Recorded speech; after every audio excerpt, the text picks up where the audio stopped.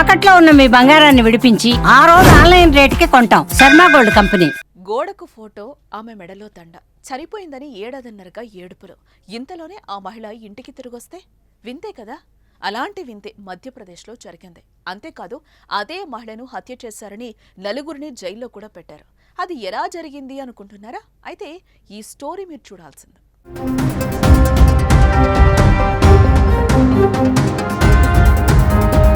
చేతిలో ఫోటో పట్టుకున్న ఈ అమ్మాయి, ఫోటోలో అమ్మాయి ఒక్కరే. ఆమె చనిపోయిందని ఇంట్లో వాళ్ళు ఆమె ఫోటోకు దండేసి గోడకు తగిలించారు. కానీ ఆమె తిరిగొచ్చి అదే ఫోటోతో ఫోటో దిగి అందరిని ఆశ్చర్యపరిచింది. ఈ ఘటనలో విస్తుపోయే నిజాలు దాగి ఉన్నాయి.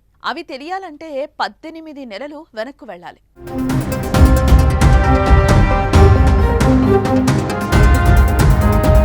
18 నెలల కిందట తమ కుమార్తె లలితాబాయి కనిపించడం లేదని తండ్రి రమేష్ బాన్షెడ మధ్యప్రదేశ్లోని మన్సర్ జిల్లాలో పోలీసులకు ఫిర్యాదు చేశాడు. ఆయన ఫిర్యాదు చేసిన కొన్ని రోజుల తర్వాత ఓ గుర్తు తెలియని మృతదేహం పోలీసులకు కనిపించింది. దీంతో లలితాబాయి తల్లిదండ్రులకు సమాచారం ఇచ్చారు. ఆసుపత్రిలో వారు మృతదేహాన్ని చూసి తమ కుమార్తె అని అంగీకరించారు. తమ బిడ్డ తరహాలోనే మృతదేహం చేతిపై కూడా టాటూ ఉండడంతో వారు చనిపోయింది లలితాబాయి అని నిర్ధారించేశారు.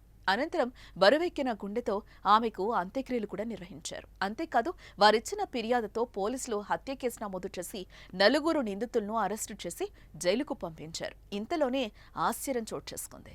చనిపోయిందనుకున్న కూతురు లలితాబాయి ఇంటి వద్ద ప్రత్యక్షమవగా అందరూ అవాక్కయ్యారు.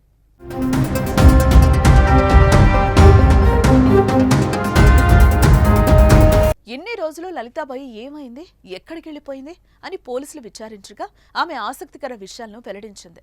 తెలిసిన వ్యక్తి తనను మోసం చేసి 5 లక్షలకు అమ్మేశాడని, ఇప్పటి వరకు బందీగా ఉన్నానని చెప్పింది.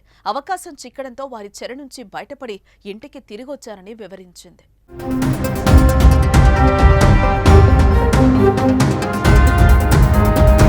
కుమార్తె తిరిగి రావడంతో ఆమె తల్లిదండ్రులు ఆనందంగా ఉన్నారు. కుటుంబంలో అందరూ హ్యాపీగా ఫీల్ అవుతున్నారు. కానీ ఆమెను హత్య చేశారనే ఆరోపణలతో జైల్లో శిక్ష అనుభవిస్తున్న 4 వ్యక్తులు మాత్రం కోపంతో రగిలిపోతున్నారు.